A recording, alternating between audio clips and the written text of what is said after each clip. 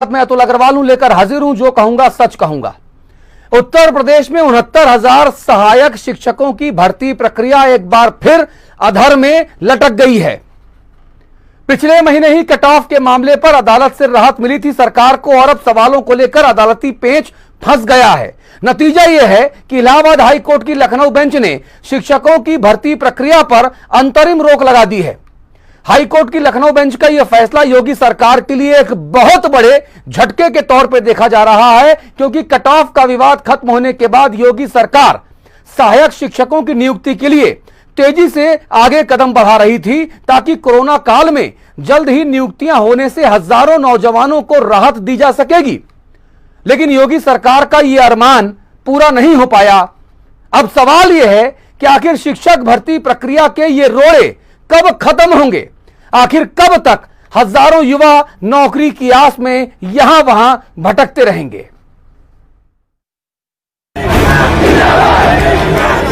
शिक्षकों की पूरी अब कमी हम दूर कर लेंगे। उत्तर प्रदेश सरकार खुद चाहती है कि उत्तर प्रदेश में बेरोजगारों को रोजगार न मिले। सरकार की ठोकरें खा रहे हैं 9 महीने से। प्रदेश के युवाओं को बेरोजगारी ने जकड़ा, शिक्षक भर्ती प्रक्रिया में फिर हुआ लफड़ा, कानूनी पचड़े और विवाद बना जंजाल, 69,000 शिक्षकों की भर्ती बनी भौकाल। कि हमारे यहाँ शिक्षकों की पूरी अब कमी हम दूर कर लेंगे। अगर हमारे यहाँ न्यायालय की डेट पर डेट नहीं लगती तो 69,000 शिक्षक अब तक हमारे बेसिक शिक्षा परिषद में आ गए होते। उत्तर प्रदेश के मुखिया योगी आदित्यनाथ ने ये बात इसी साल मार्च के महीने में कही थी। उन्होंने साफ साफ कहा था कि अगर अदालत का पेच न फंसता तो अभी तक 69,000 शिक्षकों को नौकरी मिल गई होती। सीएम योगी का ये बयान महज बयान नहीं है, बल्कि एक ऐसा सपना है जो उत्तर प्रदेश के हजारों युवाओं के सपनों को पूरा कर सकता है। लेकिन अफसोस, सीएम योगी और हजारों युवाओं का ये सपना एक बार फिर अधूरा रह गया। 69,000 शिक्षकों की भर्ती का मामला फिर अटक गया है। इलाहाबाद हाई कोर्ट की लखनऊ बेंच ने इस मामले में सुनवाई करते हुए शिक्षक भर्ती पर अगली तारीख तक रोक लगा दी है। जस्टिस आलोक माथुर ने विवादित सवालों पर विशेषज्ञ समिति को अगली तारीख तक तटस्थ राय देने को कहा है। मामले में अगली सुनवाई 12 जुलाई को होनी है। तब तक रिजल्ट पर हाई कोर्ट की रोक लगी रहेगी। अदालत ने विवादित सवालों को यूजीसी की विशेषज्ञों की समिति को भेजकर रिपोर्ट तलब की है। उधर मामले को लेकर अब सियासत शुरू हो गई है। सरकार अभ्यर्थियों के अधिकारों का हवाला दे रही है और विपक्ष सरकार को नकारा बता रहा है। कुछ अभ्यर्थियों को कुछ प्रश्नों के उत्तरों को लेकर के आपत्ति है, जिससे गुणवत्तापूर्ण शिक्षा दे सके। दूसरी तरफ 69,000 नौजवानों को रोजगार मिलेगा तो 69,000 परिवारों की व्यवस्था होगी। तो हम बहुत सकारात्मक दृष्टि से आगे बढ़ रहे हैं। लेकिन अब अभ्यर्थियों को अधिकार है, कहीं कोई असंतुष्ट होता है तो न्यायालय जा सकता है। लोग गए हैं। उत्तर प्रदेश सरकार खुद चाहती है कि उत्तर प्रदेश में बेरोजगारों को रोजगार न मिले। वो तरह तरह के हथकंडे अपनाती है, ऐसे अनैतिक कार्य करती है, गलत प्रश्न देती है या ऐसे टेक्निकल चीजें रखती है जिससे कोर्ट लगातार स्टे कर देता है। तो मुझे लगता है उत्तर प्रदेश सरकार की मंशा भर्ती करने की नहीं थी, जिस कारण से ये भर्तियों पर रोक लगा है, कोर्ट ने रोक लगाया है। ये पूरी तरह से उत्तर प्रदेश सरकार का फेलिवर है और बेरोजगारों के लिए उत्तर प्रदेश सरकार की तरफ से अन्याय किया जा रहा है। ये फैसला उस वक्त आया है जब बुधवार को ही कई जिलों में भर्ती परीक्षा की काउंसलिंग होनी थी, लेकिन फैसले के बाद काउंसलिंग को रोक दिया गया। ये पूरा रायता फैलना शुरू कब से हुआ, आइए आपको ये भी समझा देते हैं। 5 दिसंबर 2018 को ऑनलाइन आवेदन प्रक्रिया शुरू हुई थी। 6 दिसंबर से 20 दिसंबर तक ऑनलाइन आवेदन लिए गए। 6 जनवरी 2019 को 800 परीक्षा केंद्रों पर लिखित परीक्षा हुई। कुल 4,10,440 अभ्यर्थियों ने लिखित परीक्षा दी। परीक्षा के बाद सरकार ने भर्ती का कट ऑफ अंक तय किया, जबकि आवेदन के वक्त कट ऑफ अंक तय नहीं किया गया था। सामान्य वर्ग के अभ्यर्थियों के लिए 65%, आरक्षित वर्ग के लिए 60% की अनिवार्यता तय कर दी गई। सरकार के इसी आदेश पर अभ्यर्थियों ने ऐतराज जताया। अभ्यर्थियों ने हाई कोर्ट की लखनऊ खंडपीठ में चुनौती दी। खंडपीठ ने 3 मार्च 2020 को फैसला सुरक्षित रख लिया था। 6 मई 2020 को हाई कोर्ट ने फैसला सरकार के पक्ष में दिया। सरकार ने काउंसलिंग और नियुक्ति पत्र के आदेश दे दिए, लेकिन हाई कोर्ट की लखनऊ बेंच में दर्जनों याचिकाएं पुनः पहुंच गईं। इस बार याचिकाकर्ताओं ने रिजल्ट में कुछ प्रश्नों की सत्यता पर सवाल खड़े कर दिए। हाई कोर्ट की बेंच ने 1 जून को अपना आदेश सुरक्षित रख लिया था। बुधवार 3 जून को आदेश सुनाया और भर्ती प्रक्रिया पर रोक लगा दी गई। साफ है कि शिक्षकों की भर्ती का ये मामला शुरू से ही विवादों और आरोपों के लपेटे में रहा है, जिसकी सजा प्रदेश के हजारों नौजवान भुगत रहे हैं। और वैसे भी ये कोई इकलौता मामला नहीं है। बात चाहे पिछली सरकारों की हो या इस सरकार की, कोई कम नहीं है। इसी का नतीजा है कि उत्तर प्रदेश की 11 बड़ी भर्तियों में 1,60,000 पद फंसे हुए हैं। इसीलिए ये सवाल खड़ा हो जाता है कि साहब, भर्ती प्रक्रिया में कब तक रहेंगे रोड़े और युवा कब तक तले पकौड़े। प्रमोद कुमार, नोएडा, हिंदी खबर। जी, तो ये बहुत महत्वपूर्ण आज का मुद्दा है और ये 69,000 ये नौजवानों और उनके परिवारों का ये जुड़ा हुआ मुद्दा है। आप सब लोगों से मैं आपका सबका परिचय करा दूं। सुरेंद्र मैथानी साहब हमारे साथ हैं, आप कानपुर से हमारे साथ हैं, आप भारतीय जनता पार्टी के यशस्वी विधायक हैं, स्वागत करता हूं मैं आपका। हाकिम लाल बिंद हैं, आप बहुजन समाज पार्टी के विधायक हैं, आप प्रयागराज से हमारे साथ हैं, स्वागत करता हूं भाई साहब आपका। वीरेंद्र सिंह जी हैं, आप कांग्रेस पार्टी के बड़े नेताओं में से एक हैं, आप पूर्व मंत्री हैं, वाराणसी से मेरे साथ लाइव जुड़ रहे हैं, स्वागत आपका। हमारे भाई सुनील सिंह साजन साहब हैं, आप समाजवादी पार्टी के एमएलसी हैं, अखिलेश जी के बहुत करीबी हैं, आप लखनऊ से लाइव हैं। और डॉक्टर महेंद्र नाथ राय, आप प्रदेश प्रवक्ता हैं यूपी माध्यमिक शिक्षक संघ के, और आप लखनऊ से हमारे साथ हैं। आप सभी का मैं स्वागत करूंगा। सबसे पहले सुरेंद्र मैथानी जी, मैं आपके पास आऊंगा। सर, ये क्या है, बार बार सरकार को झटके लग रहे हैं। दीपक सिंह जो एमएलसी हैं कांग्रेस पार्टी के, वो कहते हैं कि सरकार की मंशा ही नहीं है नियुक्ति करने की, ये केवल आई वॉश है, ये केवल जुमला है। देखिए, जहां तक कांग्रेस का प्रश्न है तो ये इनकी पॉलिसी अब बन गई है सरकार की राजनीति करने की। हाँ। ये सकारात्मक कुछ देख नहीं पाते हैं। हाँ। और प्रत्येक विषय को राजनीतिक चश्मा चढ़ा करके देखना, उस पर बयानबाजी करना, ये इनकी आदत में है। और इस आदत को आम जनता जानती है, इसलिए उसका बहुत ज्यादा बखान करने का भी और चर्चा करने की मुझे नहीं लगता कि आवश्यकता है। अच्छा, जहां तक उत्तर प्रदेश के यशस्वी मुख्यमंत्री आदरणीय योगी आदित्यनाथ जी महाराज की बात है, तो हमारे माननीय मुख्यमंत्री जी ने बहुत स्पष्ट मंशा है कि उत्तर प्रदेश में आने वाली पीढ़ी को एक शिक्षा का स्तर ठीक प्रकार से प्राप्त होना चाहिए। वो प्रत्येक प्रकार की चिंता करते हैं, हर वर्ग की चिंता करते हैं, हर आयु वर्ग की भी चिंता करते हैं। उसमें कहीं अगर किसी कम अंक वाले भी छात्र हैं तो उनके लिए भी नौकरियों के दूसरे संसाधन खुलेंगे। मैं मानता हूँ उनको भी काम की आवश्यकता है, उनको भी रोजगार की आवश्यकता है, लेकिन उत्तर प्रदेश में 69,000 लोगों को नौकरी देने के लिए संकल्पित हमारी सरकार, आप मानकर चलिए लगभग 3.5 लाख लोग इस 69,000 की नौकरी को पा करके उनके परिवार के लोग, इससे उनका पालन पोषण होगा। कितनी बड़ी उपलब्धि उत्तर प्रदेश सरकार को होगी। अब माननीय कोर्ट का जो भी कब होगा, कब राधा नाचेगी साहब, यही तो मैं आपसे समझना चाह रहा हूँ। सबसे बड़ी बात तो कोर्ट का जो आदेश होगा उसके आगे कौन जा सकता है। अच्छा, एक मिनट, मैथानी जी का तो पालन करना पड़ेगा। बड़ी विनम्रता से, आप बड़े हैं हम लोगों से, मैं आपसे बड़ी विनम्रता से समझना चाहता हूँ कि क्या हाई कोर्ट ने गलत आदेश दिया है? आप लोग सब अच्छा काम कर रहे थे और हाई कोर्ट ने गलत फैसला दे दिया, क्या ये कहना है आपका? नहीं, हाई कोर्ट का फैसला, देखिए कोर्ट पर टिप्पणी अवमानना होती है। मैं कोर्ट पर टिप्पणी बिल्कुल नहीं करता। यही मैं आपसे कहना चाह रूँ, अदालत ने आप लोगों की प्रक्रिया में गड़बड़ी पाते हुए सब चीजों को रोका है ना, तो आप सही कैसे हो गए? हमें भी उसका कोर्ट समय दे रही है, हमें समय दे रही है, हम भी उसका जवाब देंगे। अब हम भी ये बात बताएंगे कि भाई अगर एक शिक्षा के स्तर को मेंटेन करने के लिए हम इस प्रकार की व्यवस्था को बनाएं तो उसको मुझे लगता है कोई बुराई नहीं है, हम अपना पक्ष कोर्ट में रख सकते। कोर्ट का जो डिसीजन होगा, कोर्ट का जो निर्देश होगा, उसका हम पालन करेंगे। नहीं तो क्या अभी कोर्ट में आप लोगों ने अपना पक्ष नहीं रखा? राघवेंद्र जी क्या कर रहे थे वहां पे? अपना पक्ष रखने गए थे ना राघवेंद्र प्रताप सिंह?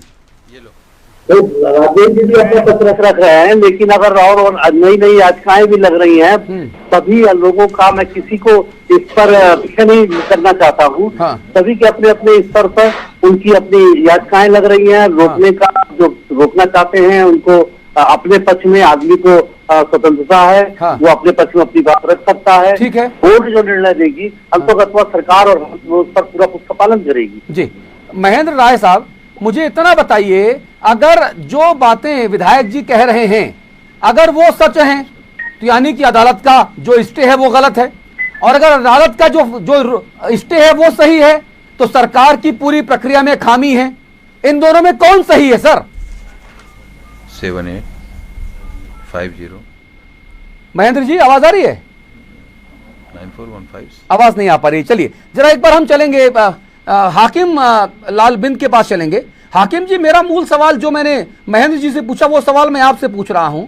मुझे इतना बताने की मेहरबानी करिए कि ये सरकार बार बार अदालतों में इस तरह की इंसल्ट करवाती है, अपना पक्ष ठीक से नहीं रख पाती है। दीपक सिंह कांग्रेसी हैं, वो कहते हैं कि ये आई वॉश है, जुमला है, इनकी मंशा भर्ती करने की नहीं है। उत्तर प्रदेश सरकार की जो मंशा है ये गरीबों, दलितों, शोषितों, पिछड़ों, बेरोजगारों के प्रति इनकी अच्छी नहीं है। ये खुद नहीं चाहते, ये खुद नहीं चाहते कि भर्ती सुचारू रूप से हो, और उत्तर प्रदेश सरकार आज तक एक भी भर्ती सुचारू रूप से नहीं करा पाई। इसलिए इनकी बेरोजगारों के प्रति मंशा ठीक नहीं है। ये भर्ती खुद ही नहीं कराना चाहते। जी, ये भर्ती खुद नहीं कराना चाहते। सुनील साहब नहीं कराना चाहते। ठीक है सुनील भाई, मेरी आवाज आ रही है? बेरोजगारों को रोजगार नहीं देना चाहते। ये गरीबों की गरीबी को नहीं देखना चाहते। ये केवल इस प्रदेश की जनता को बेवकूफ बना करके, वोट को हथियार करके, वोट ले करके और हमेशा सत्ता में काबिज रहने का प्रयास कर रहे हैं। ठीक है वीरेंद्र जी, आपका क्या पक्ष है? कांग्रेस पार्टी का क्या पक्ष है? देखिए, यदि आप पीछे की तरफ से देखेंगे तो सरकारें जब विज्ञापन करती हैं तो उनकी नीति और नियत में दोनों खोट रहता है। ये जनता के दबाव में ये तो निर्णय ले लेते हैं जब बेरोजगारी चरम सीमा पर होती है और बेसिक शिक्षा विभाग से जब दबाव पड़ने लगता है कि आधे से अधिक प्राइमरी स्कूलों को मास्टर नहीं है, तो उसके दबाव में विज्ञापन तो निकाल देते हैं, लेकिन विज्ञापन में ही ऐसी त्रुटि कर देते हैं, अपनी प्रक्रिया में जानबूझ के ऐसी त्रुटि कर देते हैं कि लोग उसको अदालत चले जाएं और इस प्रक्रिया पर रोक लग जाए, ताकि इनका दोषारोपण हट जाए इसके ऊपर से कि वो नियुक्ति न हो जाए। क्योंकि सरकार पूरी तरीके से आर्थिक मामले में खोखली हो चुकी है। वो जानती है कि इतने लोगों को अगर नियुक्ति कर लेंगे तो उसको तनख्वाह आदि देने में कितना खर्च होगा। आप शिक्षा विभाग के बजट को देख लीजिए, लगातार बेसिक शिक्षा विभाग के बजट में कटौती भी हो रही है और किसी भी प्रकार का नया जो है कि नए स्कूल, नया प्लान, नई सोच जो भारतीय जनता पार्टी को बेसिक शिक्षा के मामले में नहीं है। तो ऐसी परिस्थिति में आप खुद अंदाजा लगा सकते हैं कि जब एक बार जो है कि ये शिक्षकों की कमी के लिए जब ये लोग जो है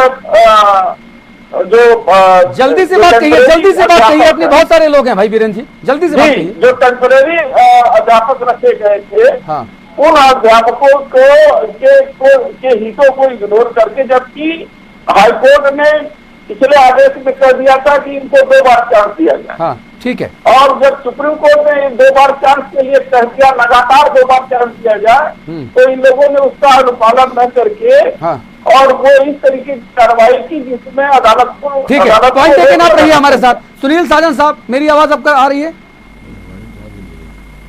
हाँ अतुल जी, आ रही है थोड़ी थोड़ी। जी सुनील भाई, मैं थोड़ा ऊंचा बोल के आप तक अपनी आवाज पहुंचाने की कोशिश कर रहा हूं। ये सरकार आखिरकार किस तरह का काम कर रही है? बार बार अदालतों में सरकार को इस तरह से फटकार पड़ती है, सरकार के विपरीत फैसला आता है। मैदानी साहब कह रहे हैं कि सरकार जो है वो अदालत में अपना पक्ष रखेगी। अरे 70,000 नौजवानों को रोजगार चाहिए भाई, 2018 से 2020 आ गया भाई, वही सरकारी खाना पूर्ति हो रही है।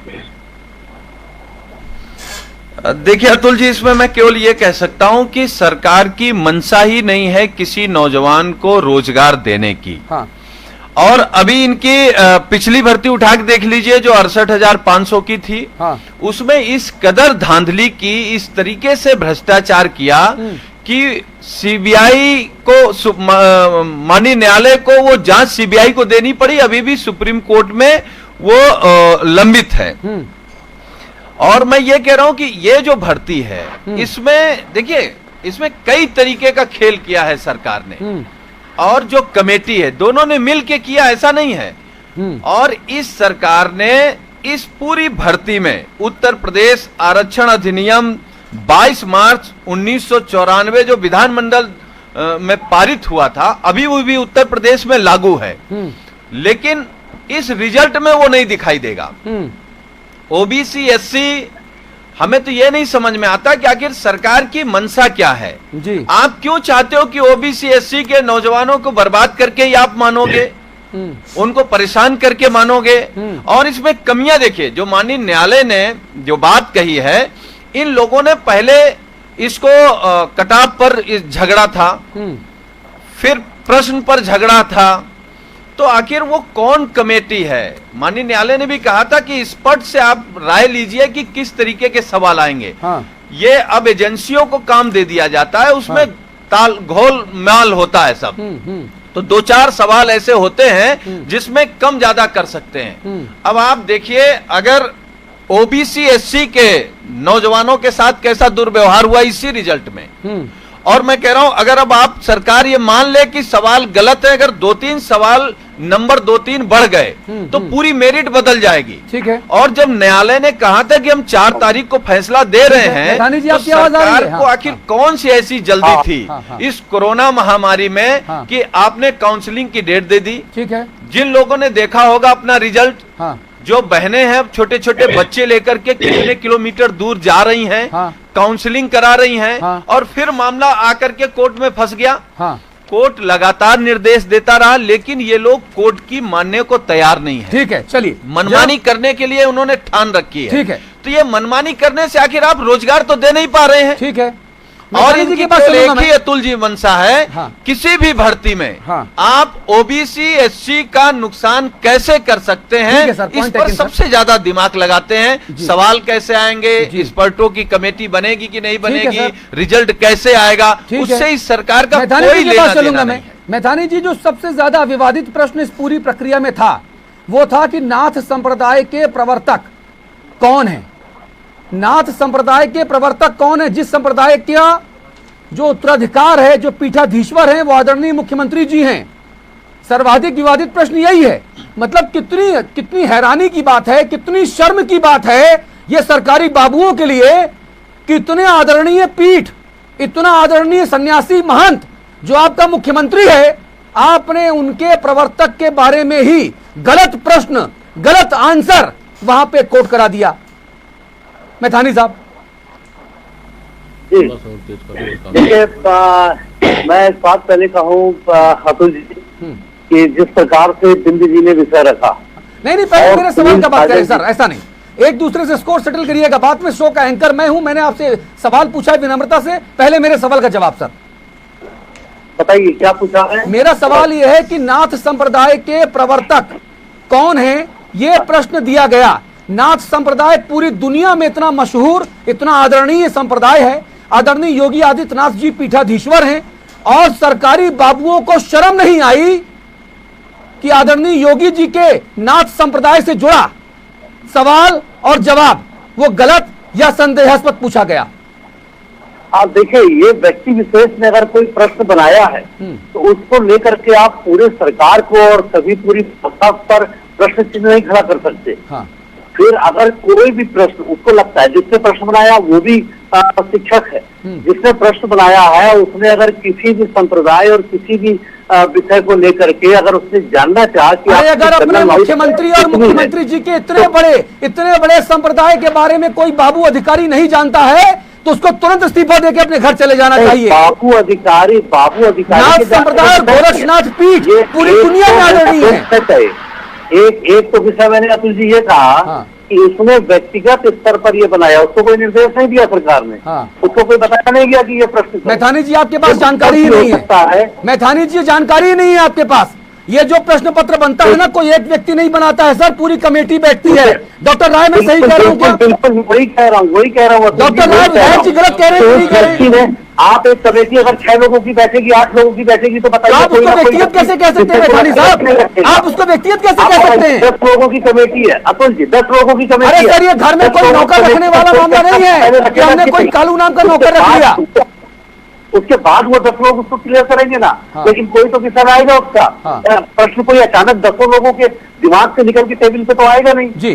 डॉक्टर महेंद्र नाथ राय आपके पास मैं आऊंगा। डॉक्टर महेंद्र नाथ राय सुन पा रहे हैं आप? हाथ उठाइए जी। सुन रहा हूं जी। डॉक्टर महेंद्र नाथ राय विधायक जी कह रहे हैं कि ये जो प्रश्न है, ये प्रश्न एक व्यक्तिगत कैपेसिटी पे किसी ने बना दिया। भाई हद हो गई, 69,000 भर्तियों का बना रहा है, हाथ जुड़वा लो। अतुल जी डिस्चांतर हो गया, मैं दूसरी बात कह रहा हूँ, फिर से सुन लीजिए जो बात मैं कह रहा हूँ। मैं अतुल जी आग्रह पूर्वक कह रहा हूँ, उसने कहा कि अगर 10 लोगों की कोई कमेटी है तो उसमें पाठ 6 जो है उसमें खुद जो महापुरुषों का उसके बारे में लिखा हुआ है, सहमति बंद करके खुद गलत पढ़ाया जा रहा है। मैं ये बात कह रहा हूँ, नाथ संप्रदाय के जो प्रवर्तक हैं उसमें गोरक्षनाथ जी को दर्शाया जा रहा है, जो कि गलत है। दुनिया जानती है कि गोरखनाथ जी के गुरु मत्स्यनाथ जी उस संप्रदाय के प्रवर्तक थे। और यही एक ही नहीं, कई प्रश्न गलत है। जैसे ग्लास और सेरेमिक उद्योग का संस्थान कहाँ पे है, तो उसका उत्तर होना चाहिए कोलकाता में, लेकिन उत्तर कोलकाता कहीं दिया भी नहीं गया विकल्प में। इसी तरीके से जो संविधान सभा के अध्यक्ष का प्रश्न दिया गया है उसमें दोनों विकल्प दिया गया, सच्चिदानंद सिन्हा जी को भी, बाबू राजेंद्र प्रसाद जी को। वो दोनों में मतलब भ्रामक प्रश्न बनाने की एक परंपरा बनी हुई है। अपने मन मुताबिक क्वेश्चन अपने बंदे को पास करके मेरिट निर्धारित करने की पूरी ताकत अपने हाथ में रहे और हम अपने हिसाब से अपने लोगों को बार्गेनिंग करते हुए मेरिट को निर्धारित कर दें। और इसमें यह नहीं एक लंबी एक चाल है, एक प्रक्रिया है। क्योंकि जिम्मेदारी जब तक आप प्रश्न बनाने वाले लोगों पर निर्धारित नहीं करेंगे, उनको दंडित करने की कोई प्रक्रिया निर्धारित नहीं करेंगे, उनको दंड नहीं देंगे, तब तक यह खेल होता रहेगा। सरकारों का भी मूड यही है कि नियुक्ति करते हुए दिखना चाहिए, नियुक्ति करने की कोई इच्छा शक्ति नहीं है। माननीय न्यायालय पे दोष मढ़कर नियुक्ति प्रक्रिया को रोकने का एक कुचक्र रचती जा रही सरकारें। इसमें सोची समझी रणनीति है। जब न्यायालय का व्यू था, न्यायालय का निर्णय था, माननीय न्यायालय का, कि आप विशेषज्ञों से प्रश्नों का उत्तर निर्धारित कर लीजिए और उस पर आप मूल्यांकन करके मेरिट बनाइए। तो उस पर अपने मन से जो भी समझ में आया, विशेषज्ञ कहाँ से लाए, कौन विशेषज्ञ थे। और अभी माननीय लखनऊ जो उच्च न्यायालय है, इनका जब मत था कि 4 तक ये निर्णय करना था, तो इतने आनंद फानन में रिजल्ट घोषित करके काउंसलिंग कराने का, इस गर्मी में, महामारी में बच्चों को लेते हुए महिलाएं तमाम भटक रही हैं, इसका क्या मतलब है? केवल आपको नियुक्तियों करने का कोई बहुत आपकी मंशा नहीं स्पष्ट नजर आती है। आप रहिए हमारे साथ। केवल बेरोजगारों को छलना चाहते हैं। आप रहिए हमारे साथ। बेरोजगारों के साथ एक ठीक है। राय साहब आपकी बात समझ में आ गई। मैथानी साहब उंगली उठाए हुए हैं, मैथानी साहब के पास चलेंगे। जी मैथानी जी कहिए। राय साहब रुकिए एक मिनट, राय साहब रुकिए एक मिनट। मुझे उचित नहीं लगती। देखिए अतुल जी, में त्रुटियां हो रही है, राय साहब थोड़ा रुक जाइए, मैथानी साहब सुन लीजिए। राय साहब एक मिनट रुक जाइए। तो बैंक होता उसमें राय साहब अतुल जी जिस प्रकार की ये लोग डिबेट कर रहे हैं, मुझे तो लगता है कि कोर्ट जो डिसीजन देगी उसका तो पालन हम सबको करना पड़ेगा, ये हो या हम हो। जी सर। लेकिन उसके पहले ये भर्ती को ना होने देने की प्रक्रिया बढ़ाना चाहते हैं। अच्छा। ये नहीं चाहते कि नौजवानों को रोजगार मिले। अच्छा। इनका ये कहना, चाहे वो बिंद जी हो और चाहे हमारे ये दूसरे मित्र बीरेन जी कांग्रेस के मित्र हमारे हो, दोनों लोग क्या कह रहे हैं आप कल्पना करिए। साजन जी ने भी कहा, साजन जी को मैं ध्यान दिलाना चाहता हूँ पिछली सरकार में आपने क्या किया। अरे सर तभी तो आप सरकार में आए ना, आप भी वही काम कर रहे हैं क्या जो उन्होंने किया, जैसे आप आरोप लगा रहे हो। को रोजगार दिया, पूरे उत्तर प्रदेश को छोड़ दिया। ये तरीका एक सूबे के सूबेदार का काम करने का? बताइए। इस तरीके से 3 साल पुरानी सरकार के विधायक अगर पिछले सरकार के कामकाज गिना रहे हैं तो फिर मुझे कुछ नहीं कहना है। प्रवक्ता है समाजवादी पार्टी के मित्र है हमारे, लेकिन अगर वो इस सरकार की बात करें और बात करते समय भूल जाए कि हमारी सरकार ने जब अपने बेईमानी और भ्रष्टाचार का कोई जवाब नहीं है तो इसलिए ऐसी बात कर रहे हैं। आने के लिए मैं कह रहा हूँ कि जिस दिन से इस भर्ती का विज्ञापन निकला है, पूरा हो जाएगा, जब परीक्षा हो गई, पहले दिन से अब तक सवाल खड़े हो रहे हैं। आप बताओ सरकार ने, कमेटी ने किन सवालों का जवाब दिया? आखिर माननीय न्यायालय क्यों जाना पड़ा और माननीय न्यायालय ने क्यों रोक लगाई? आप अपनी बेईमानी नहीं छिपा सकते। आप एक तरफ रोजगार नहीं देना चाहते, फिर नौकरी दे भी रहे हैं तो ओबीसी एससी का नुकसान करके देना चाह रहे हैं। आप कोटा आरक्षण खत्म करना चाह रहे हैं, तो आप बताइए ना, समझा दीजिए क्यों।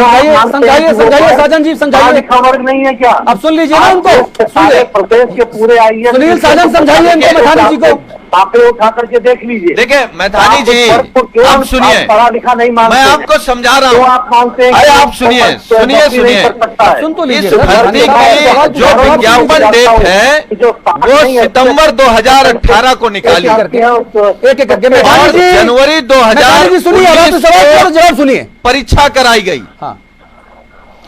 अब परीक्षा जब हुई तो उसी में एक तो परीक्षा में धांधली हुई, एक एक क्लास में सब लोग पास हो गए, ऑडियो भी जारी हुआ, एफआईआर भी हुई। और मैं दूसरी बात कह रहा हूं, मैं कह रहा हूं कि ओबीसी के भाई जो अधिनियम मैंने बताया, ये आप या तो ये बताओ कि ये जो 22 मार्च 1994 का अधिनियम पारित है विधानसभा से, आप उसको मानते हो कि नहीं मानते हो? भारतीय जनता पार्टी ये बता दे कि आप ओबीसी एससी का क्या आरक्षण खत्म करना चाहते हो या देना चाहते हो? आप क्यों हक छीनना चाहते हो ओबीसी एससी का? और आप अपने में देखिए ना, आपने कटाव कितना तय किया था पहले, फिर कटाव कितना गया? एससी को केवल आप बताइए, आप किसी भी सवाल का जवाब दे सकते हैं। इसी रिजल्ट में ओबीसी एससी का कम से कम 14 से 15 हजार छात्र छात्राओं का नुकसान हुआ है। ठीक है, तो आप कौन सी नीति अपना रहे हो, कौन सी रणनीति बना रहे हो? आईपीएस अमिताभ ठाकुर को मैं जोड़ लेता हूँ। आप 60% के आंकड़े उठा करके देख लीजिए, ठीक है, उसमें भी बहुत अच्छे हैं बच्चे। मैंने कहता कि 40% वालों का समायोजन नहीं होना चाहिए, उनका भी होना चाहिए। अगर शिक्षा के स्तर को ठीक प्रकार से करने का काम कोई सरकार करे और साथ में ये भी सोचे कि 40% और 45% के भी 40% के बच्चों को भी कोई रोजगार के सघन को सृजन किया जाए, इसमें क्या गलत बात है? ठीक है, भी रोजगार होना चाहिए। ठीक है, मैथानी साहब आपकी बात समझ आ गई। आईपीएस अमिताभ ठाकुर को मैं जोड़ने की कोशिश कर रहा हूँ। आईपीएस अमिताभ ठाकुर को मैं जोड़ने की कोशिश कर रहा हूँ। एक पढ़े लिखे बहुत विद्वान आईपीएस ऑफिसर हैं, और ना वो इनके हैं और ना वो उनके हैं, वो तो खुद में अपने सिंगल इंडिविजुअल हैं और वो जनता के हैं। तो आईपीएस अमिताभ ठाकुर मेरे साथ जुड़ेंगे अब से कुछ मिनट बाद, और मैं उनसे बात करके समझने की कोशिश करूंगा कि आखिरकार ये जो पूरा घोर माठा हुआ, इसमें गड़बड़ी क्या हुई। डॉक्टर महेंद्र, मैं आपके पास फिर से आना चाहता हूं। मुझे इतना बताइए, ये 68,500 की जो भर्तियां थी उसको बढ़ाकर 69,000 भर्तियां करने की जो बात कही गई, तब भी गड़बड़ी हुई, एक बार फिर से गड़बड़ी हो गई। अभी अमिता त्रिपाठी ने आरोप लगाए, तब सोनिका सिंह नाम की जो अभ्यर्थी है वो हाईकोर्ट गई। इन दोनों में डिफरेंस क्या हुआ? तब क्या गड़बड़ी थी, अब क्या गड़बड़ी हुई, या दोनों एक जैसे हैं? अतुल जी पहले जो था वह गलतियां थी प्रश्न के उत्तर के विकल्प में। अच्छा, उस पर प्रश्न मार्क लगा था। हाँ। अब की बार जो प्रश्न मार्क लगा है कि प्रश्न ही गलत है। अच्छा, प्रश्न ही गलत है। जैसे संविधान सभा का अध्यक्ष कौन है? हाँ। संविधान सभा के अस्थायी अध्यक्ष थे सच्चिदानंद सिन्हा जी, और अस्थायी अध्यक्ष अमिताभ ठाकुर क्यों गए हैं? अमिताभ ठाकुर साहब, मैंने आज आपको इस चर्चा में इसलिए जोड़ा क्योंकि हम लोग बहुत सारे मुद्दों पे केवल राजनीतिक बातें करते हैं और हम मुद्दों को किसी सार्थक निष्कर्ष तक नहीं पहुंचा पाते हैं। आप इस केस को शुरू से फॉलो कर रहे हैं, एक आईपीएस ऑफिसर के तौर पे भी, एक एक्टिविस्ट के तौर पे भी, एक समाज सेवी और प्रबुद्ध जागरूक नागरिक के तौर पे भी। इस पूरे मामले में पेंच कहां है ठाकुर साहब? देखिए, जहां तक मैं समझ पा रहा हूँ, क्योंकि मुझे तमाम अभ्यर्थियों ने बहुत सारे फैक्ट दिए हैं, बहुत सारे एविडेंस दिए हैं, तो वो फैक्ट और एविडेंस ऐसे हैं जो मेरा मानना है जिसमें FIR होने की जरूरत है, जिसमें विवेचना की जरूरत है, क्योंकि बहुत ऐसे ऐसे फैक्ट हैं जिससे ऐसा लग रहा है कि एग्जाम शुरू होने के पहले ही पेपर लीक हुआ। इस बात की अच्छी खासी संभावना दिख रही है। 11 बजे एग्जाम हुआ, 10:30 बजे लोगों के पास व्हाट्सएप आ गए, इसके अच्छे एविडेंस हैं। उसके अलावा जो प्रक्रिया है उसमें भी कई सारे और फैक्ट आए जा रहे हैं, बताए जा रहे हैं। तो इन पूरी बातों को लेकर ऐसा लगता है कि मामले में गड़बड़ी की अच्छी खासी आशंका है, जिसकी जांच की जरूरत है। जी, मैंने थाना कर्नलगंज प्रयागराज में FIR में प्रेजेंट किया हुआ है, शिकायत दी है FIR के लिए। अभी FIR दर्ज नहीं हुई, लेकिन मैं चाहता हूँ कि FIR दर्ज हो, जो सच्चाई हो सामने आवे। जी, एक सीनियर IPS, आप जैसे सीनियर IPS ऑफिसर को अगर एक FIR दर्ज कराने में इतनी झंझावातों से जूझना पड़ रहा है, तो इसका संकेत क्या? देखिए, मेरा यह मानना है कि चूंकि अनियमितताएं इस प्रकार की बताई जा रही हैं और साक्ष्यों और ठोस साक्ष्यों के साथ बताई जा रही हैं, तो जिस पूरे प्रक्रिया की सुविधा पे, स्थिति पे एक व्यापक प्रश्न चिन्ह लगा रहा है, तो उसकी तफ्तीश, उसका अनुसंधान तो FIR दर्ज होने के बाद ही हो पाएगा। फैक्ट फाइंडिंग इसमें आवश्यक दिखती है। जी, तमाम लोगों को इस जो परीक्षा हुई इसकी सुविधा पे गहन शंका है, और ऐसे तथ्य भी सामने आ रहे हैं। इसमें FIR किया जाना और जांच किया जाना मेरी निगाह में अत्यंत आवश्यक। अमिताभ ठाकुर साहब, मुझे बताइए, इसमें गड़बड़ी कहाँ पर है, या आपके हिसाब से पूरे कुएं में ही भांग पड़ी है? देखिए, एक तो मुझे जो एविडेंस मिले हैं उनमें जो सबसे ज्यादा क्रूशियल एविडेंस यह है कि जो परीक्षा हुई उससे पहले उसके पेपर तमाम लोगों के व्हाट्सएप पे दिए जाने की बात है, इसके एविडेंस है। ठीक है। और कम से कम 1 घंटा पहले, 1-1.5 घंटा पहले लोगों के व्हाट्सएप पे जो एक्चुअल पेपर है उसे मिलने के एविडेंसेज हैं। ठीक है। Number 1 point. नंबर 2 पॉइंट, जिस समय परीक्षा हो रही थी उस समय भी कम से कम 2 वेबसाइट पे इस बात की खबर छपी है परीक्षा होने से पहले कि पेपर लीक हो गया है। ठीक है। उसके बाद मुझे जो जानकारी, उसके हिसाब से कुछ लोग अरेस्ट भी हुए, लेकिन उनका कोई केस नहीं फर्दर चल पाया। ये ऐसे हार्ड फैक्ट हैं जो परीक्षा के पेपर के लीक होने की बात बताते हैं। और जाहिर सी बात है कि यदि किसी परीक्षा में पेपर लीक हुआ है तो वो उसकी शिक्षा को मेरा आखिरी सवाल, क्या आपको इसमें किसी शिक्षा माफिया की कारगुजारी लगती है? क्या शासन सत्ता में बैठा कोई उच्चाधिकारी भी इसका हिस्सा हो सकता है क्या? जी देखिए, जहाँ तक मैं समझता हूँ, क्योंकि ये बड़ा मामला है, इसलिए इसमें निश्चित रूप से किसी भी स्तर पर किसी की गड़बड़ी की संभावना से इनकार नहीं किया जा सकता है। शिक्षा माफिया के होने की संभावना से बिल्कुल इनकार नहीं किया जा सकता। मुझे कुछ नाम भी बताए गए हैं प्रयागराज इसके आसपास के। मैं यही चाहता हूँ कि इन मामलों की जांच हो, विवेचना में बातें सामने आए। बहुत बहुत धन्यवाद आपका। हिंदी खबर से बात करने के लिए अमिताभ ठाकुर साहब, बहुत शुक्रिया आपका। मैथानी साहब, सुन लिया आपने, पहले पर्चा लीक होता है, व्हाट्सएप पे पर्चा दौड़ता है, शिक्षा माफियाओं की मिली भगत की बात आती है, और आप कह रहे हैं कि सब कुछ यूं ही नहीं है, सब कुछ ठीक है। अतुल जी, ये सब संभावनाओं पे बात कर रहे हैं, ये भी आपने सुना होगा। ये सारी संभावनाएं वो कह रहे हैं मेरे पास सबूत है, बात कर रहे हैं, वो कह रहे हैं सबूत मेरे पास है, FIR कराई हुई है। FIR नहीं करा था, उसकी मंगवा लीजिए। अगर ये होगा तो फिर इन्होंने कोर्ट में क्यों नहीं दाखिल किया? कोर्ट भी रास्ता है इनके पास। एक FIR नहीं हो रही है, इस बहाने से आप अपनी गली से नहीं भाग सकते। मतलब आप बेईमानी करेंगे, आप भ्रष्टाचार करेंगे, आप कोर्ट से नहीं डरेंगे, और बेईमानी करने के बाद भी कहेंगे अगर किसी को दिक्कत है तो न्यायालय चला जाए। अतुल जी, आपकी बात नहीं कर रहा। जो बैठे हैं हमारे मित्र, उनके पास एक ही एजेंडा है कि ये भर्ती किसी तरीके से 69,000 लोगों की ना हो पाए।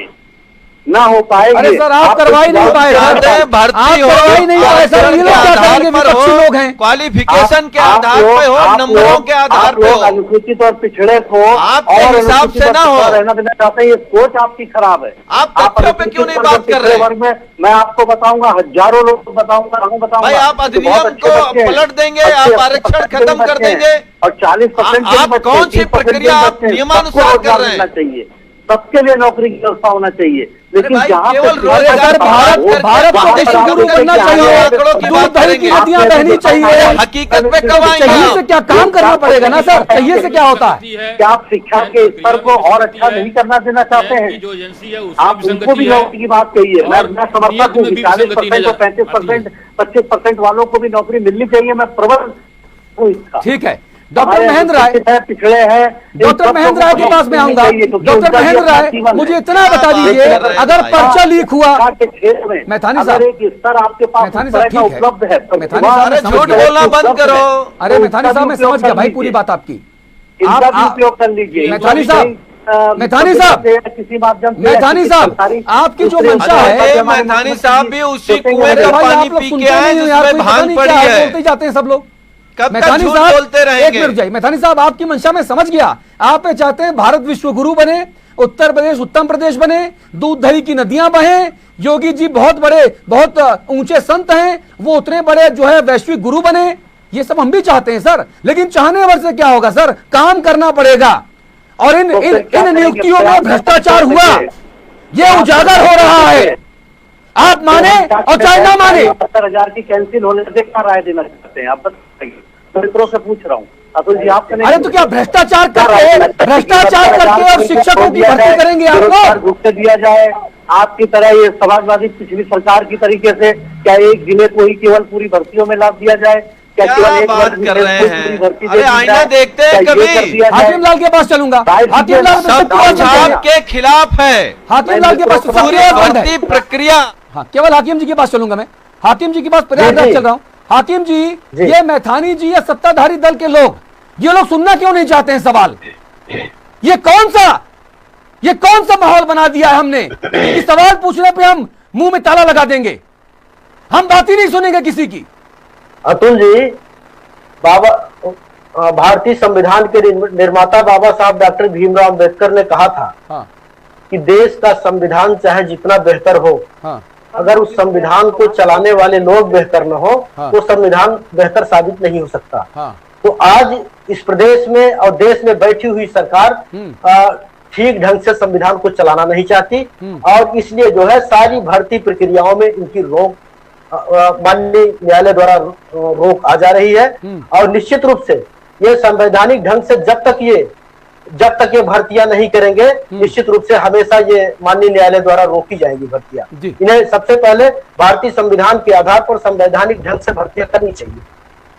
ठीक है, वीरेंद्र सिंह साहब, मैं आपके पास आना चाहता हूं। पूर्व मंत्री हैं, बड़े नेता हैं, आप मुझे ये बताइए, आपका अनुभव क्या कहता है? आईपीएस अमिताभ ठाकुर आके सीधे तौर पे कह गए कि उन्होंने कर्नलगंज थाने में एफआईआर दर्ज कराने के लिए एप्लीकेशन डाली है, पुलिस एफआईआर नहीं कर रही। यहां पे पत्रकार खबर दिखा दे तो घर खोद के पत्रकार को पकड़ लेते हैं रात में। यहां कोई विपक्ष का नेता बात कर दे तो उसको ढूंढ लाके धून के अंदर कर देते हैं। कोई ट्विटर पे कुछ लिख दे, रातों रात पकड़ लेते हैं। सीनियर आईपीएस ऑफिसर एफआईआर कराने चक्कर लगा रहा, एफआईआर ना हो रही, और फिर मैथानी साहब कहते हैं राम राज्य आ गया, सब अच्छा है। आदरणीय मैथानी जी से पूछिए, क्या एक सिपाही एक कांस्टेबल का वीरेंद्र जी के पास चलूंगा, केवल वीरेंद्र जी बोलेंगे, सबकी आवाज बंद है। देखिए, किसी भी सरकार की एरोगेंसी ये कहती है कि किसी की बात मत सुनना। मैं दूसरी तरफ आपका ध्यान आकर्षित करना चाहता हूँ कि न्यायालय ने जो दलील दी कि परीक्षा होने के बाद जो क्वालिफाइंग मार्क्स था वो 20% तक उसको बढ़ा दिया गया। वो बढ़ाने के पीछे उसकी मंशा क्या थी और किस स्तर पर यह निर्णय लिया गया? ये क्या कैबिनेट का निर्णय था? ये कि केवल बेसिस का सचिव के माध्यम से एक आदेश जारी कर दिया गया और कट ऑफ लिस्ट में 20% बढ़ा दिया गया? ये क्वेश्चन मार्क। तो इस जो मैं पहले कहता था और आज भी कह रहा हूँ, एक प्रश्न पत्र में 142 सवालों पर क्वेश्चन हुए थे और मात्र 3 पर प्राधिकरण ने संज्ञान लिया। तो ये सारी चीजें क्वेश्चन मार्क है जिसको न्यायालय क्लियर करना चाहता है और उस प्रक्रिया में डिले हो रहा है। और मेरा आज भी मानना है, मैं दावे के साथ इस बात को कह सकता हूँ कि सरकार की नीयत में खोट है और सरकार इस तरीके के कार्य जानबूझ के करती है ताकि इनको भर्ती न करना पड़े जी। और इस प्रक्रिया में तरह की बातों को उलझाया भी तो गनीमत है कि आपने इसको घुसांतर नहीं करने दिया, नहीं तो ये कहीं का कहीं चला जाता, ये विवेक ही कहीं कहीं चला जाता। क्योंकि आप लोग मीडिया को टीवी पर देखते हैं कि विषय कुछ होता है और बातें कहीं और की चली जाती। तो मैं आपको बधाई भी दूंगा, धन्यवाद भी दूंगा कि आपने विषयांतर नहीं होने दिया जी। और सरकार की नीयत खराब है और सरकार यदि अपनी नीयत ठीक कर ले तो भर्ती प्रक्रिया में न्यायालय से रोक लगाने में किसी प्रकार का उसको ठीक है, आपकी बात समझ में आ गई। अब केवल मैथानी जी बात करेंगे और मैं बात करूंगा, बाकी सबकी आवाज बंद। आदरणीय मैथानी साहब, आप मेरे वरिष्ठ हैं, आप मेरे अग्रज हैं, मैं आपसे पूरी विनम्रता के साथ ये बात कर रहा हूं। कई बार शो में चिल्लम चिल्ली इसलिए भी हो जाती है क्योंकि शो को उस तीव्रता तक लेकर जाना होता है। मैं आपसे विनम्रता पूर्वक ये बात करना चाहता हूं क्योंकि योगी आदित्यनाथ जी नाथ संप्रदाय के पीठाधीश्वर हैं, गोरक्षनाथ जो मंदिर है उसके सर्वे सर्वा हैं, एक आदर्श मुख्यमंत्री हैं, बहुत मेहनत करते हैं, बहुत ईमानदारी से काम करते हैं। 3 साल में उनके ऊपर एक भी दाग नहीं लगा। ये तारीफ के साथ मेरा सवाल अगला ये है कि जो सवाल आपने इस भर्ती प्रक्रिया में पूछा कि भाई नाथ संप्रदाय के प्रवर्तक कौन हैं, ये सवाल मैं आपसे पूछता हूं, क्या इसका जवाब है आपकी नजर में? देखिए अतुल जी, अगर बिल्कुल हम दलगत राजनीति से ऊपर उठ करके और हम अगर बिल्कुल सामान्य एक आम नागरिक होकर के अगर हम कहें, कोई भी प्रश्न अगर कोई पूछता है तो उसमें प्रश्न पूछने वाले पर और प्रश्न को पूछे गए प्रश्न पर ऐसी आपत्ति क्या है, मैं मुझको जरा समझा दीजिए। नहीं, मैं आपसे जवाब चाह रहा हूं सर, राजनीति छोड़ दीजिए। मैं आपसे, आप मेरे अग्रज हैं, मैं आपसे जवाब चाहता हूं कि नाथ संप्रदाय के प्रवर्तक कौन है? ज्ञानवर्धन कर दीजिए कि प्रश्न को, इस प्रकार के प्रश्न को पूछने में आपत्ति क्या? अरे भाई, आपत्ति तो आप जवाब बताइए ना, आपको अगर आपको पता हो, क्योंकि योगी जी आदर्श हैं आप सबके, हमारे भी हैं। नहीं, मैं वो विषय नहीं कह रहा। इस प्रश्न को अगर पूछ लिया है, जिस प्रश्न पर बड़ी डिबेट हो रही है, मैं चाह रहा हूं कि आप ज्ञानवर्धन करें हमारे दर्शकों का कि नाथ संप्रदाय के प्रवर्तक कौन है आपके हिसाब से। विकल्प 2 हैं, गोरखनाथ जी हैं और मत्स्येंद्र नाथ। मैं इस विषय पर नहीं जाना चाहता, मैं इस विषय पर नहीं जाना चाहता। मैं इस विषय पर आना चाहता हूँ आपकी मुख्य डिबेट पर कि इस प्रश्न को पूछने पर आपत्ति क्या? अरे भाई, जब आप आपको जवाब देने में आपत्ति है, हमें जवाब देने में आपत्ति, तो जवाब दीजिए ना, फिर क्या जवाब है? मुझे तो ये समझ में आ जाए ना कि ये प्रश्न क्यों, अरे भाई प्रश्न की इन लोगों को क्या जरूरत है? अरे भाई, मैं आपसे पूछ रहा हूँ, अभी कल मैं आपसे अपना ज्ञानवर्धन करवाना चाहता हूँ। मान लीजिए कुतुब मीनार पे आ गया तो आप उससे प्रश्न करा दें, ये करेंगे ये लोग। अतुल जी, मैं आपकी बात नहीं कर रहा। कुतुब मीनार पे आएगा तो ये लोग प्रश्न कहेंगे, फिर ताजमहल पे आएगा तो ये लोग कहेंगे, फिर कहीं विदेशी उस पे आएगा उस पे कहेंगे, कहीं संविधान की परिभाषा पे प्रश्न आएगा तो कहेंगे साहब संविधान पे पूछना नहीं चाहिए, कहीं धारा 370 पे आएगा, ये कहेंगे साहब 370 एनआरसी पे आएगा, फिर सीएए पे आएगा, फिर हिंदू मुसलमान पे आएगा, फिर भारत पाकिस्तान पे आएगा, फिर कब्रिस्तान शमशान पे आएगा, फिर राम रहीम पे आएगा, सब पे आएगा ना सर। पूछने देने दीजिए ना, इस पर ये लोग नहीं, मैं तो मैथानी साहब, मैं आपसे आम मांग रहा हूँ, आप मुझे केला पकड़ा रहे हो, ऐसा मत करो ना सर। आम मांग रहा हूँ, मुझे आम ही दो सर, मुझे आम और केले में फर्क पता है। मैं आपसे सवाल ही पूछ रहा हूँ कि क्या आप इस सवाल का जवाब देना चाहेंगे कि नाथ संप्रदाय का प्रवर्तक कौन है? हेलो, नाथ संप्रदाय का प्रवर्तक कौन है, क्या इसका जवाब आप देना चाहेंगे? मैं इसका जवाब इतना ही देना चाहूंगा कि आप इस प्रश्न पर कौन सी इनसे पूछे कि क्या इनको आपत्ति है। अरे आपके पास जवाब है कि नहीं? मैं इतना बोलना चाहूंगा। आपके पास इस सवाल का जवाब है कि नहीं? नहीं, मैं जवाब है। मैं देखिए, पूरे देश की जनता देख रही है डिबेट, तो जवाब दीजिए ना। पूरे देश की जनता, मैं इनसे ये केवल योगी जी आदर्श हैं आपके, योगी जी आदर्श हैं हमारे, आपत्ति क्या? आपको नाथ संप्रदाय के प्रवर्तक का नाम मालूम है कि नहीं मालूम है? आप जाने दीजिए, मुझे मालूम है तो भी, ना मालूम है तो भी आप जाने दीजिए इस प्रश्न को। अच्छा, मैं इस प्रश्न पर आपका ध्यान, इनके माध्यम से आपके माध्यम से इनका ध्यान आकर्षित चाहता हूँ कि इनको इस प्रश्न पर ही क्यों आपत्ति है। अच्छा, तो हम इस प्रश्न आपको आप जवाब नहीं दे रहे तो मैं आपत्ति क्या करूँ? अगर अभ्यर्थी सवाल पे जवाब, अगर सवाल के जवाब पे अभ्यर्थी जो आपत्ति जता रहा है तो पूरी सरकार ने हाहाकार। अभ्यर्थी में तो तमाम आपत्ति जताई, तो 3-3 नंबर ग्रेड पूरा सबको समान अंक दे तो दिया। सरकार ने दे तो दिया सबको 3-3। फिर वो खत्म हो गई तो नई आपत्ति। फिर अमिताभ ठाकुर जी को आप अभी लाए। मैं अमिताभ ठाकुर जी की कोई बुराई नहीं कर रहा, लेकिन अमिताभ ठाकुर जी की क्या मानसिकता है, कहाँ से जुड़े रहे, कैसे काम करते रहे, कौन नहीं जानता। सस्पेंड कर दो ना सरकार, आपके सस्पेंड कर दो। आपका मतलब सस्पेंड कर दो अमिताभ ठाकुर को, क्यों नहीं करते हो आप? ये नहीं जानते कि हम नहीं जानते। अरे सस्पेंड कर दो अमिताभ ठाकुर को, अगर आपको लगता है कि उनकी मानसिकता खराब है तो। नहीं, मैं ये नहीं कहता किसी की मानसिकता खराब है। जो आपके साथ खड़ा है उसकी मानसिकता खराब, क्या जो वो आपके साथ हाँ में हाँ ना मिला वो उसका खानदान खराब, जो आपके साथ ना खड़ा हो वो व्यक्ति खराब। गजब हो गया। हमारा तो ध्येय है, हमारा ध्येय है कि 69,000 लोगों को नौकरी मिले। हाँ। इस भीषण संकट के समय में नौकरी मिले। हाँ। उस पर भिन्न भिन्न प्रश्न को लगाकर कानूनी प्रक्रिया को अब सुनिए, अब आप जवाब सुनिए। अब आप डॉक्टर महेंद्र राय बता दें, मैथानी साहब थोड़ा ज्ञानवर्धन करिए अपना, थोड़ा ज्ञानवर्धन करिए मैथानी साहब। सुनिए एक मिनट, माध्यम से कहना चाहता हूँ कि अरे आप लोग केवल कहते ही हो सर, सुनते कहाँ हो? 69,000 लोगों की इस नौकरी को आप लोग केवल कहते ही हो सर, सुनना सीखा नहीं है आप लोगों ने, आप लोगों ने केवल कहना सीखा है सर। डॉक्टर राय, इस सवाल का जवाब क्या है जो सवाल मैंने पूछा? नाथ संप्रदाय का अधिकृत प्रवर्तक कौन है? इतिहास की पुस्तकें क्या कहती हैं डॉक्टर राय? 69,000 नौकरियों को अतुल जी, इतिहास की पुस्तकों में स्पष्ट है और पूरा विश्व जानता है। हाँ। नाथ संप्रदाय के हाँ।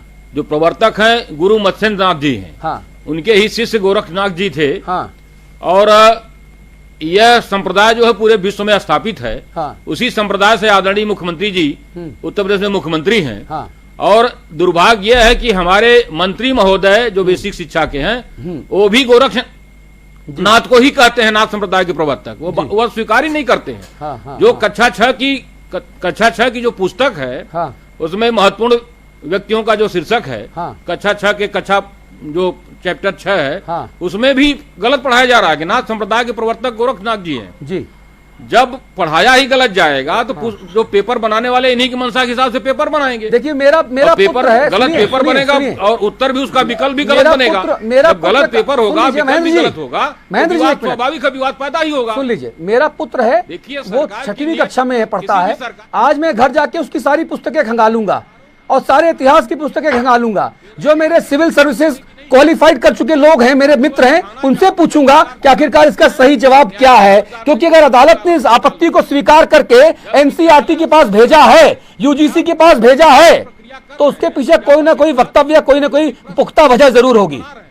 वह विशेषज्ञों से राय लेकर उस पर आप निर्णय करिए जी। लेकिन विशेषज्ञों से राय लेना नहीं, अपने लोगों से राय लेकर। सुनील साजन कमेंट करिए इस पर जल्दी से। जी देखिए अतुल जी, इसमें आपने तो मैथानी साहब से पूछा तो वो बता नहीं पाए। सवाल केवल उसका नहीं है जिस सवाल को आप पूछ रहे हैं नाथ समुदाय का। सवाल इसमें एक आया था कि भारत में गरीबी का आकलन किस आधार पर किया जा सकता है, इस पर भी सवाल खड़े हुए हैं। दूसरा सवाल है कि इनमें से भारत की संविधान सभा के पहले अध्यक्ष कौन थे, इस पर भी सवाल खड़ा है। एक था सवाल 137 नंबर पर पढ़ने और लिखने की अक्षमता पर भी सवाल खड़े हैं। दूसरा सवाल है कि नाथ संप्रदाय वाला भी है, ग्लोबल वाला भी है। हाँ। और इसमें शैक्षिक प्रशासन आयुक्त, विद्यार्थियों के आयुक्त, शिक्षकों पर भी एक सवाल है। हाँ। तो कई ऐसे सवाल हैं जिनके अलग अलग उत्तर हैं। एक सवाल पास करने के लिए कुछ आप मान रहे हैं, फेल करने के लिए कुछ मान रहे हैं। तो मैं अतुल जी केवल यही कह रहा हूं, हाँ। ये पूरी भर्ती में सरकार और एजेंसी के द्वारा केवल सरकार की मंशा किसको नौकरी देने की है इस पर है। पहले दिन से इस पूरी प्रक्रिया पर सवाल खड़े हो रहे हैं। अभी ये भी बताया गया कि परीक्षा होने से पहले पर्चा लीक हो जाता है। एक कमरे के सारे बच्चे पास हो जाते हैं, दूसरे कमरे के सारे बच्चे फेल हो जाते हैं। और आरक्षण की भी धज्जियां उड़ाई गई हैं। इसमें आरक्षण का भी कहीं पर वो नहीं रखा गया है कि ओबीसी एससी का भी ख्याल रखा जाएगा। तो हम तो सरकार से केवल पूछना चाहते हैं कि आप ये बताओ ओबीसी एससी को किस गड्ढे में डालकर आपको सुकून मिलेगा, कब आपको खुशी मिलेगी, कहां आप उन्हें खत्म कर देना चाहते हैं, आखिर ऐसा क्यों कर रहे हो आप? ठीक है, बस सब लोग चुप रहेंगे। एक मिनट केवल मैथानी साहब बोलेंगे, सब लोग चुप रहेंगे। 1 मिनट में केवल मैथानी साहब बोलेंगे। राय साहब 1 मिनट रुक जाइए। केवल मैथानी साहब 1 मिनट। मैथानी साहब जवाब दीजिए प्लीज। देखिए अतुल जी, ये लोग बार बार ओबीसी और अनुसूचित की बात करते हैं। क्या किया इन लोगों ने ओबीसी और अनुसूचित जाति के लिए? और अगर इन्होंने कुछ किया है तो कहाँ इनका जनाधार?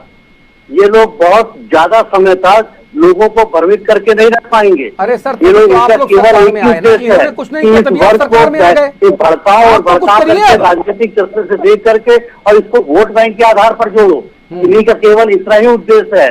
हमारा उद्देश्य है कि हम इनको तमाम सुविधाएं दे करके और तमाम जगह पर एक शिक्षा जैसी स्थान पर अगर 60% मार्क्स किया है तो ये क्यों कहते हैं इस चीज को कि उस 60% मार्क्स में ओबीसी नहीं है और अनुसूचित नहीं है।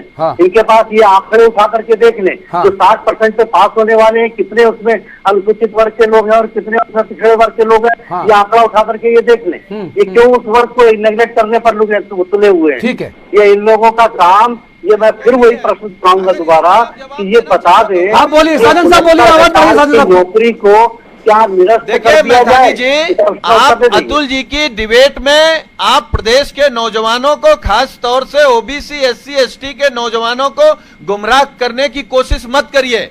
मैं वो भी प्रमाण लेकर आया हूँ जो आप कह रहे हो। आप बताओ, कोई ओबीसी का स्टूडेंट अगर ओबीसी की मेरिट क्रॉस करता तो उसको आप जनरल में रखेंगे कि ओबीसी में रखेंगे?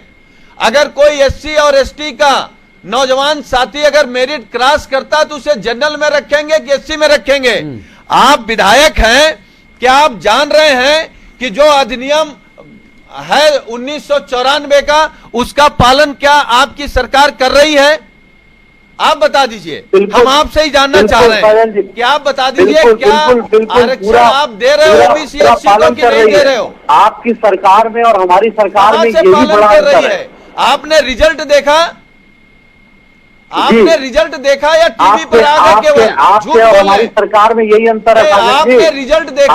आपके बस की बात नहीं है कि ओबीसी के और जनरल में कितने पॉइंट का अंतर है? पार्टी से आप बिलोंग कर रहे हैं, उनका पूरा का पूरा बोलने के लिए पूरा अच्छा कुर्ता पहनो, अच्छी सदरी पहनो और झूठ बोलो चल के। जवाब क्यों नहीं देते? ये सरकार के भ्रष्टाचार को आप नहीं छुपा सकते और ना ही भारतीय जनता पार्टी की ओबीसी एससी के खिलाफ जो सोच है ना, उसको आप छुपा सकते हो। उलझाने का काम करते हैं कुछ लोगों का। आप ये क्यों नहीं बात करते हैं कि 70,000 लोगों को कमिट मिल जाए और उसके बाद और चर्चा का वक्त खत्म हो गया, चर्चा का वक्त खत्म हो गया है। आप सभी को धन्यवाद कहने का वक्त है। मैथानी साहब बस आप अपनी सरकार की उपलब्धि लोगों को बताइए। पानी पी लो सर। अगर उनकी सरकार ने अच्छा काम किया होता मैथानी साहब तो आपकी सरकार न बन पाती, योगी जी मुख्यमंत्री ना होते। नहीं दिखाई दे रहा था आपको उस समय, ये 23 करोड़ जनता नहीं दिखाई दे रही थी। भाई कैसी बातें करते हो भाई, मैं तो दुखी हो गया। सरकार में थे तो तब आपको नहीं सब दिखाई दे रहा था। चलिए चर्चा का वक्त खत्म हो गया, सबकी आवाज बंद करिए। सब लोगों की आवाज बंद है, आप सब लोगों की। हालांकि लोकतंत्र में किसी की आवाज बंद करना ये धृष्टता है, लेकिन आप लोगों की आवाज बंद करना मेरी मजबूरी है, क्योंकि मैं अपने जनता जनार्दन के समक्ष ये चिल्लम चिल्ली ज्यादा बर्दाश्त नहीं कर पाता। इस चर्चा में केवल 3 मिनट का वक्त बाकी है। आप सब लोगों से 30-30 सेकंड में जो बात अधूरी रह गई है मैं वो बात कहलवाना चाहता हूं। शुरुआत करूंगा हाकिम जी से। हाकिम जी 30 सेकंड आपके पास है, कहिए। जी अतुल जी, मैं कहना चाहता हूँ भारतीय जनता पार्टी की मंशा बिल्कुल गरीबों, दलितों, शोषितों, पिछड़ों और अल्पसंख्यक समुदाय के लोगों और बेरोजगारों के प्रति बिल्कुल साफ नहीं है। ठीक है। और ये किसी को रोजगार नहीं देना चाहते। ये निश्चित रूप से संवैधानिक ढंग से भर्तियां नहीं करना चाहते। ये निश्चित रूप से गरीबों को छलना चाहते हैं। ठीक है। वीरेंद्र सिंह जी। देखिए, मेरा केवल मात्र इतना कहना है कि सवाल कोई भी हो सकता है, लेकिन अगर ये उत्तर उसका गुणर्थी हो तो ये परीक्षक के ऊपर आ जाता है, जो काफी जो नंबर देता है कि वो किस उत्तर को सही माने, किस उत्तर को गलत माने और उस तरीके से अपने मन के अनुसार वो जो है कि पक्षपात कर सकता है। ठीक है। तो ये पक्षपात करने का जो अवसर ये जो है कि कमिटी ये जो लिखित परीक्षा में हुआ है, ठीक है, जिन्होंने ये प्रश्न पत्र बनाया है, ठीक है, वो प्रश्न के दायरे में आता है। ठीक है, आपकी बात आ गई। डॉक्टर राय 30 सेकेंड्स। अतुल जी, जब तक परीक्षा कराने वाली एजेंसी और पेपर सेटर और मूल्यांकन करने वाली एजेंसी तथा इन एजेंसियों को काम दिलाने वाले लोगों का उत्तरदायित्व निर्धारित नहीं किया जाएगा, ठीक है, तब तक कोई भी परीक्षा शुचितापूर्ण नहीं हो पाएगी। ठीक है। साजन साहब 30 सेकंड सर। क्योंकि गलतियां एजेंसी के माध्यम से।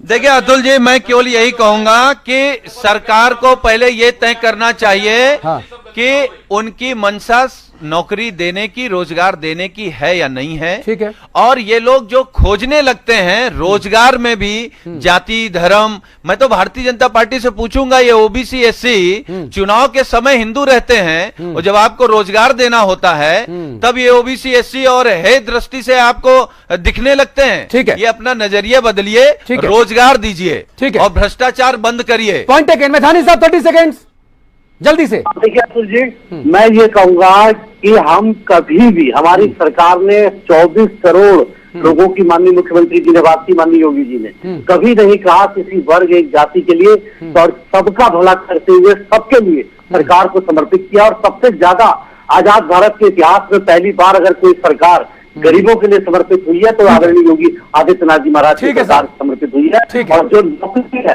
देने की मनसा है वो योगी जी की, वो नौकरी 9,000 लोगों को देना चाहते हैं, नौजवानों को देना चाहते हैं। उनको नौकरी मिलेगी, और जो 40% वाले भी लोग हैं उनका भी कहीं ना कहीं समायोजन होगा, उनको भी नौकरी की आवश्यकता है। ठीक है, पॉइंट टेकन। मैथानी साहब आपकी बात आ गई, बहुत धन्यवाद आपका। कब 9 मन तेल होगा और कब राधा नाचेगी? 3 साल से ज्यादा का वक्त हो गया, 3 साल बीत गए। उत्तम प्रदेश बन गया क्या? सड़कों के गड्ढे भर गए क्या? नदियां साफ हो गई क्या? भ्रष्टाचार खत्म हो गया क्या? अपराध मुक्त यूपी वो बन गया क्या? बताइए ना। ये सवाल पूछूंगा ना कि नहीं पूछूंगा? मैं माफी चाहता हूं आपसे। मैं दिन को दिन और रात को रात कहूंगा, जिंदा हूं, जिंदा नजर आऊंगा। मैं आप लोगों की तरह ये बड़े बड़े दावों में यकीन नहीं करता। मैं गांव का देहाती आदमी, सामने जो देखूंगा उसको मानूंगा। और अभी सामने मैं भ्रष्टाचार होता देख रहा हूं इन भर्तियों में, स्पष्ट मेरा आरोप है ये। तभी विद्वान न्यायाधीश महोदय ने भर्तियां रोकी।